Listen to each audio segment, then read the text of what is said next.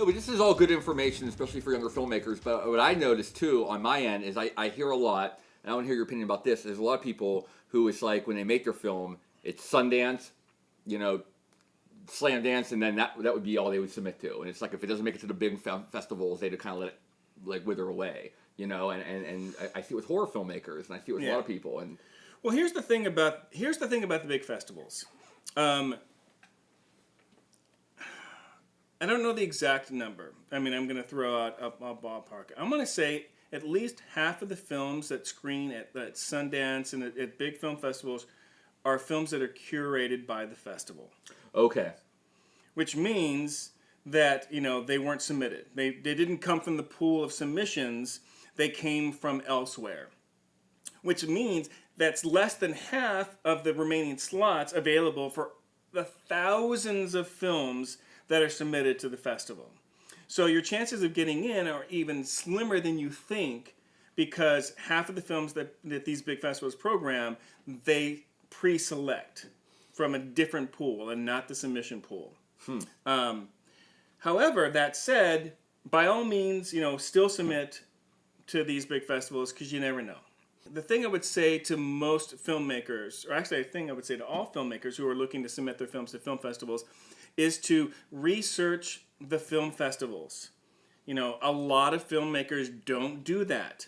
They just randomly submit their film to any film festival. If it has the word horror in the film festival or not, it's like, oh, there's a horror film festival, and they'll just, randomly submit. No, you need to be, unless you have like bottomless pockets and you can submit to every film festival in the world, you need to be selective. And a lot of filmmakers do not take the time to actually do the research. If you want to submit to Fantasia in Montreal, okay, look at the films that Fantasia accepts. Look at the films that they've selected in the past, and then determine whether or not your film is a film that you think that they might accept based on what they have programmed in the past. Right, and here's a thing I hear repeated by filmmakers a lot when it comes to film festivals, distribution, and let me know if it plays into your festival. But when people always like, you need a star. If you have a star, it's going to help get in the film festival. Does it change you at all when you watch a movie, whether it be shot on film or whether it be shot on whatever format it is? Stars, anything other than the actual film itself. That's a tough one, because for the NOLA Horror Film Fest, it's not about the star, it's about the story. If you tell an interesting, original story, and your acting is good and it's shot well, and you can hear it, audio is important. Yes. Audio is important, people. And you can hear it. We'll take that over anything that has a star in it. But there are a lot of film festivals that are star fuckers. And they will, accept a film even if it's lesser because it has a name. And if they think they can get that star to come to their festival, even more so, they'll accept the film because they'll think that star will bring an audience. And, people will come to see, Eric Roberts, in his new film at your festival in Des Moines. Okay, that's good information there. While we're talking about, before we kind of go off onto a different subject, and there is a thing, and that I would like to share to particularly short filmmakers and film festival submissions. This is the biggest problem. One of the biggest problems we have in programming short films at the festival. You've made a short film. It's 6 minutes long. And you have a 4-minute credit scroll.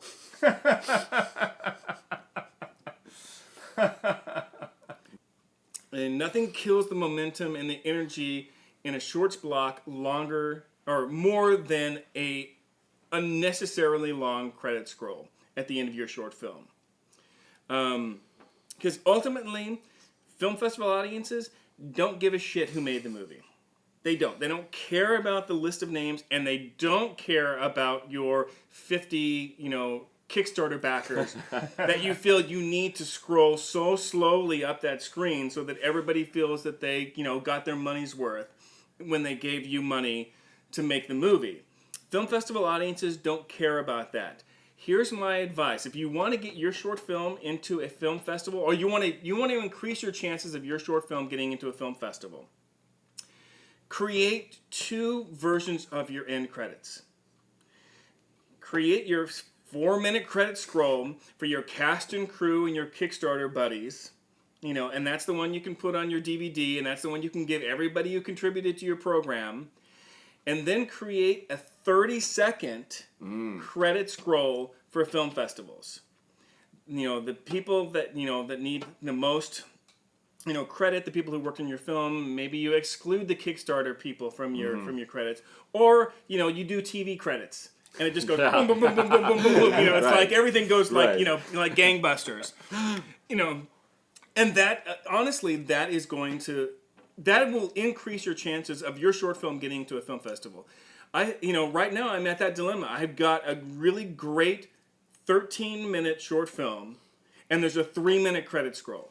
Yeah, I made that when I was young. I made that same mistake. That's why when you're saying that. And honestly, it's hurting the film's chances because we're arguing about it because a 3-minute credit scroll for a short film is going to kill the momentum of the entire block.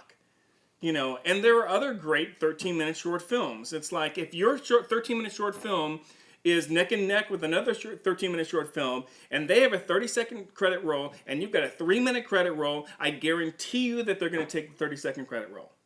Wow, that's great. That's great info to know right because, there. Because that's probably what we're going to do. Take the filmmakers one that has need to hear that. They need to hear that. Mm-hmm. Create a credit scroll that is specific to film festivals. And then give the longer one to your, Kickstarter, put it on, on your YouTubes or whatever you're going to do.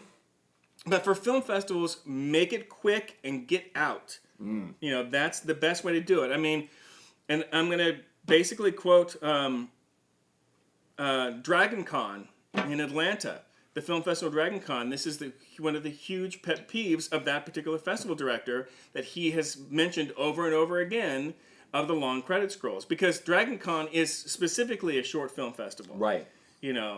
So, Dragon Con is huge and takes a lot of submissions, and if your film has a really long credit scroll, it's not going to get into that festival. And it's not going to get into a lot of other festivals because we don't have the patience for it. Keep your credits short. Keep your credits short. Short.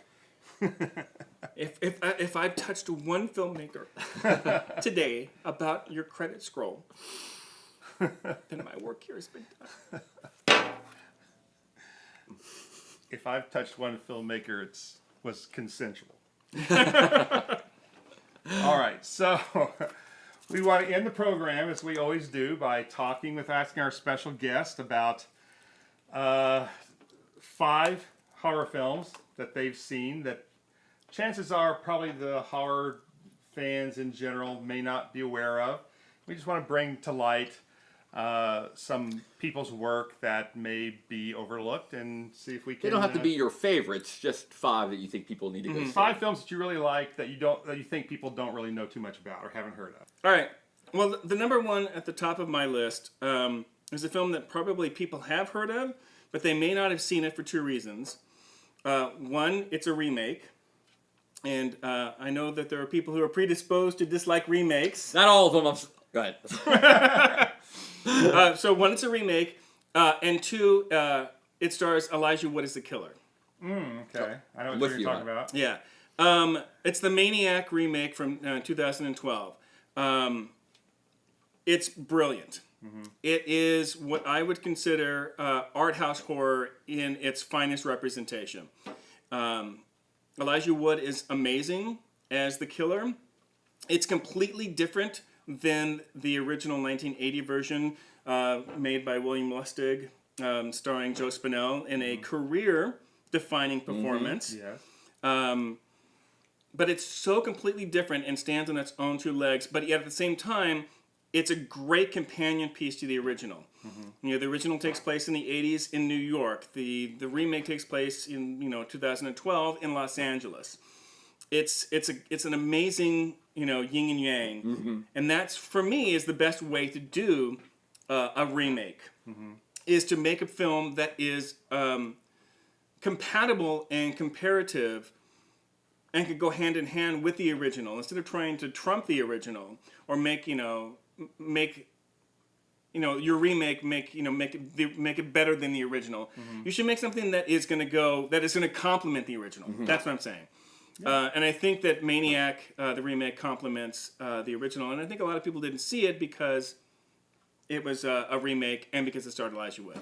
Right, and you're right. It's a very well made. Yeah, movie. we liked it. We all watched it. I loved it. Yeah, it was really good. You know, and then because Joe Spinell turns in such a sleazy, grimy, nasty performance, great. and then when you heard, okay, now Elijah Wood's gonna play that in the real, you automatically go, oh no, but he was amazing. Yeah, I know he is good. He was totally good. He totally knocked that out of the park. Yeah. So that would be my top pick, and then my others are just going to fill in the five that I think that people should see. One of them is a film that came out a couple of years ago called The Last Will and Testament of Rosalind Lee. I love that movie. Yes. I love that movie. It is a great slow burn movie that is just filled with atmosphere and dread and just builds the creep factor. And one of the things that I think is so brilliant about it is the fact that we only really see one character in the movie. And I think it's the grandson of Rosalind Lee. Yes. And Rosalind Lee is voiced by Vanessa Redgrave, that does the voice of Rosalind Lee. I believe so. But we only see that one character. There are a couple of people who show up at the door, but it's shot in such a way that we never actually see the faces of the people. And the only people there are other interaction with are telephone calls and stuff that are on video. So it's really creative and interesting that we only really see one live character in the entire movie. And it just builds brilliantly to like a really creepy conclusion. There's some stuff that happens at the end that is genuinely scary and genuinely creepy. Yeah, you're absolutely right. And it's beautiful. It's beautifully shot. I mean, the location, the house that they shot in, and just the art. God, talk about art decoration. Yeah. Art design. The art design in that movie is fantastic. So that would be definitely something I would recommend. Another one that I think slipped under people's radar, it was Pontypool. I haven't seen that. Yeah, Pontypool. What's it? Stephen McHattie? McHattie? Yes. Yeah, I don't know. It's a Canadian film. It's a crazy, cerebral, interesting variation on a zombie movie. It all takes place in a radio station, and the virus that is causing people to mutate, I don't want to give it away, but it's really original and very creative. I mean, it is...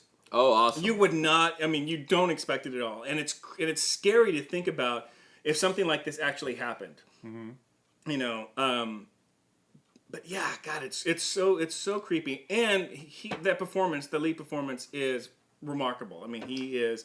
the character plays a shock jock.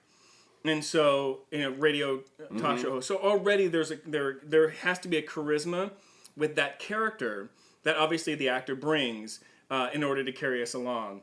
And then we get a lot of what's happening based on like field reporting. There's somebody out in the field who's basically, telling, the shock jock radio guy what's going on out there.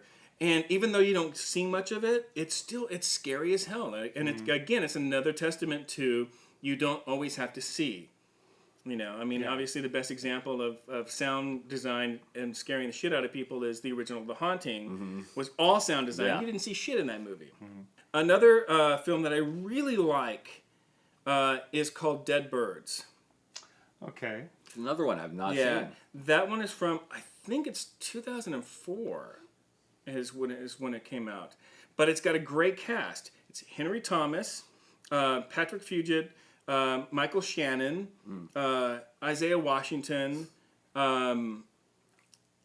It's great. It's basically a Civil War horror film about these bandits that rob a bank, and then they have a hideout they're supposed to go to meet somebody at, which is like an old plantation in the South. But, whoever they're supposed to meet isn't there, and shit just starts to get really weird. There are a couple of questionable CGI face morphing moments, because that was like right at the beginning of like that whole like demon face thing that everybody was doing. And so, there's a couple of those demon face, YouTube demon face things that are happening. But outside of that, there's still, it's still an incredibly moody, creepy, great cast, and some scary shit in it. So that one's called Dead Birds. Dead Birds. And then my final one would probably be a creature feature called Splinter. We talked about, making credits too long, or what was the proper running time going into a film festival. Whenever we're seeing features at film festivals, can you make it too long? Is that a killer problem? Okay. Yeah. Yeah, I mean, most festivals are gonna look at it like a 2-hour program block. And a lot of film festivals, including my festival, we like to program, 1 or 2 short films along with the feature film. Something of similar, thematic, elements. And that way we can accept more short films instead of just the short film block. Because we can add a couple, we can accept, 10, 12 more, short films if we can put some short films in front of a feature. Mm-hmm. But if your feature is 2 hours long, we can't do that. Right. And quite honestly, most films don't need to be 2 hours long. Most feature films, they need to be 75 minutes long. Or an hour and a half at most, and so many filmmakers are so in love with, all of their work, right, that they don't trim, they don't cut things down, for pacing purposes and for festival purposes. And maybe you should consider this, like I had suggested, an alternate credit scroll for film festivals. Maybe there should be an alternate cut for film festivals. If you are in love with your 2-hour movie, well then fine, keep your 2-hour movie, but maybe do an alternate festival cut that's that's an hour and a half. Because film festivals, a lot of them don't want to sit through a 2-hour movie. Right. Okay. And we can't program a short film in front of it. Mm-hmm. And we don't have time for Q&A afterwards. Right. It's like we also want to have, filmmakers who come, we want to do a Q&A, and if your film is like 2 hours and 15 minutes long, you killed, any adding short films to the front of it or having a Q&A after it. Right. Just remember, you can always put those scenes on the bonus features of your DVD and Blu-ray. If you think that someone's got to see them, you can always put them in the bonus features on your DVD. But yeah, I mean, there can be films that are too long, and actually most feature films are too long. Yeah, right. So keep it under 90 minutes. Keep it under 90 minutes, people. That's right. All right, JT, thanks for coming by, man. It was really good talking to you. Yes, thank you very much. Very awesome. Some really good info here. Submit NOLA Horror Film Festival. NOLA well, you can't now. Nah, I mean, next year. For next year. Yeah. And if you're anywhere in the area or you feel like taking a nice trip, buy tickets and go. Absolutely. Submit your 85-minute movie. Your 75-minute 75-minute movie. 75, cut it down. And your 6-minute short. with a 30-second credit roll. All right. Thanks, everybody, and we'll see you next time. Thank you.